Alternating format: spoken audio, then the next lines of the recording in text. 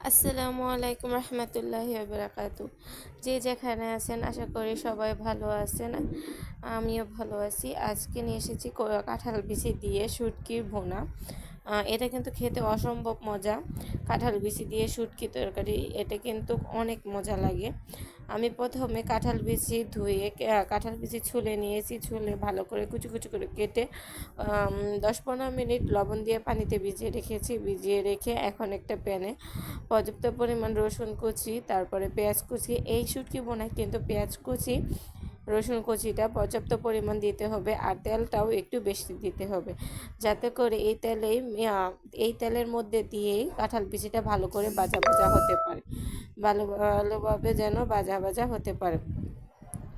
এখন আমি শুটকি দিয়ে নিয়েছি, শুটকি দিয়ে ভালোভাবে নাড়াচাড়া করে নিচ্ছি। শুটকি যতক্ষণ পর্যন্ত না গলছে ততক্ষণ পর্যন্ত নাড়াচাড়া করে নিয়েছি। নাড়াচাড়া করে নিয়ে ভালো করে বেটে নিব।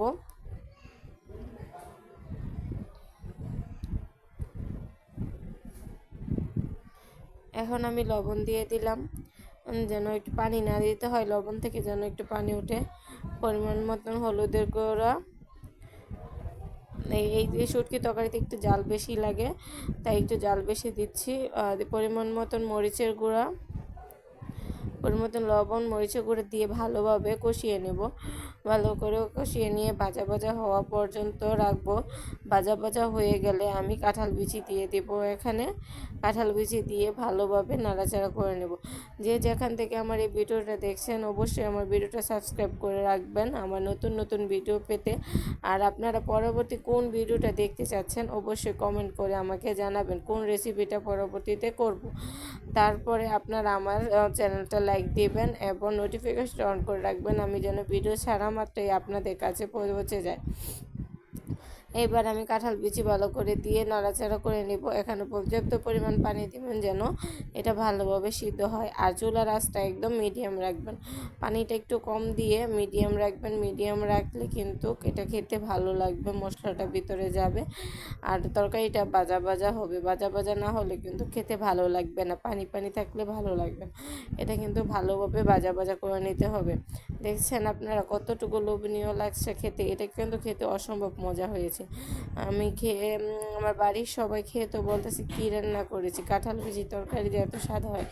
বলতেছে এত স্বাদ হয়েছে আজকে কাঁঠাল বিচি তরকারিটা। আমার 1 প্লেট ভাত কিন্তু সবাই বেশি করে খেয়েছে। পাতিলে কিন্তু কয়দিন আপনার ভাত একটু বেশি করে রান্না করতে হবে, যেদিনকে এই কাঁঠাল বিচির তরকারিটা রান্না করবেন। কাঁঠাল বিচির তরকারি হলে কিন্তু আর কিছুই লাগে না, মাংস টাংস আপনার বাদই দিবেন যেদিনকে এই কাঁঠালের তরকারিটা রান্না করা হবে, তখন আর মাংস তরকারি খেতে মন চাইবে না। এখন আমি কিছু কাঁচামরিচ দিয়ে নেব, ভালো করে উপর দিয়ে কাঁচামরিচ দিয়ে দিয়েছি। ভালো করে কাঁচামরিচ দিয়ে ভালো করে কষিয়ে নিচ্ছি, ভালো করে লাড়াচাড়া দিয়ে কষিয়ে নেব সুন্দর করে। আমি কিন্তু চুলার জালটা কমিয়ে রেখেছি, কমিয়ে রেখে ঢাকনা দিয়ে উলট পালট করে নিচ্ছি, ঢাকনা দিয়ে উলট পালট করে নিচ্ছি। এই তো আমার সুন্দর কষানো হয়ে যাচ্ছে।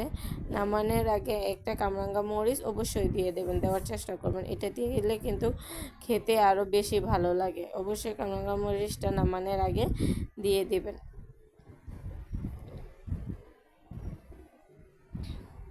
যতক্ষণ পর্যন্ত কাঁঠাল বিচি নিচে থেকে উপরে তেল বেশি না উঠছে ততক্ষণ পর্যন্ত ভালোভাবে কষিয়ে নেবেন। যতক্ষণ পর্যন্ত নিচে ভালো করে তেলটা উপরে না উঠে আসছে ততক্ষণ পর্যন্ত কষিয়ে নেবেন।